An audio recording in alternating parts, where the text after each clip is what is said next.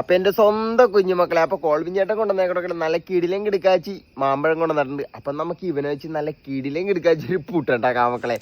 പുട്ടുണ്ടാക്കാൻ എൻ്റെ മക്കൾക്ക് അറിയാമല്ലോ. അപ്പോൾ കോൾബി ചേട്ടൻ മാങ്ങ വെച്ച് നല്ല അടിപൊളിയായിട്ട് പുട്ടുണ്ടാക്കി കാണിച്ചു തരാം. എന്തൊക്കെയാണെന്ന് കാണിച്ചു തരാം എൻ്റെ മക്കൾക്ക്.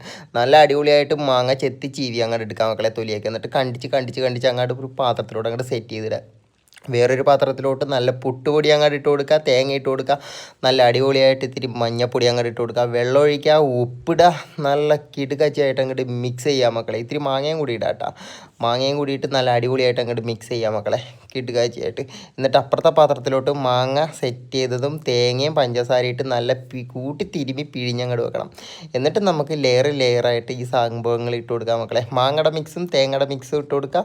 എന്നിട്ട് അതിൻ്റെ മുകളിലോട്ട് പുട്ടുപൊടി ഇട്ട് കൊടുക്കുക. പുട്ടുപൊടി എന്ന് പറഞ്ഞാൽ അധികം വെള്ളം ചേർക്കാൻ പാടില്ല കേട്ടോ. സാധാരണ ഒരു മീഡിയം ലെവലിൽ തന്നെ എടുക്കണം കേട്ടോ. ഇല്ലെങ്കിൽ പുട്ട് തനിയെ ഇങ്ങനെ പൊന്തി ഒരു കോളിയിട്ട് ഒരു പ്രാവശ്യം ഉണ്ടാക്കിയപ്പോൾ പുട്ട് തനിയെ ഇങ്ങനെ പൊന്തി വന്നു മക്കളെ. അപ്പോൾ അങ്ങനെ ഉണ്ടാക്കാൻ പാടില്ല, നല്ല ഡ്രൈ ആയിട്ടിരിക്കണം പൊടി ഇത്തിരി, നല്ല കിടിലനായിട്ട്. അങ്ങനെ നമുക്ക് ലെയറായിട്ട് അങ്ങോട്ട് ഇട്ട് കൊടുക്കാം.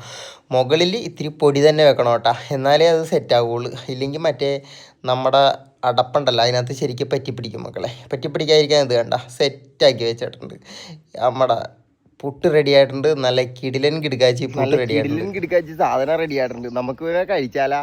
എൻ്റെ മക്കളൊക്കെ ഭക്ഷണം കഴിച്ചാ? എൻ്റെ മക്കളൊക്കെ ഭക്ഷണം കഴിച്ചെന്ന് കേട്ടാൽ സന്തോഷം കേട്ടോ. അതിനേക്കാൾ വലിയ സന്തോഷം ഇല്ല മക്കളെ.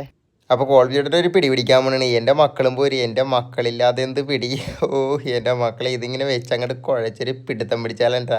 അപ്പോൾ എൻ്റെ മക്കളൊക്കെ ചെയ്യേണ്ട കാര്യം അറിയാമല്ലോ. സബ്സ്ക്രൈബ് ചെയ്യുക, ലൈക്ക് ചെയ്യുക, കമൻറ്റ് ചെയ്യുക, കോൾബിയുടെ കൂടെ ഇങ്ങോട്ട് പോരുക. സെറ്റല്ലേ, പവറല്ലേ, ഓക്കെ അല്ലേ എല്ലാവരും?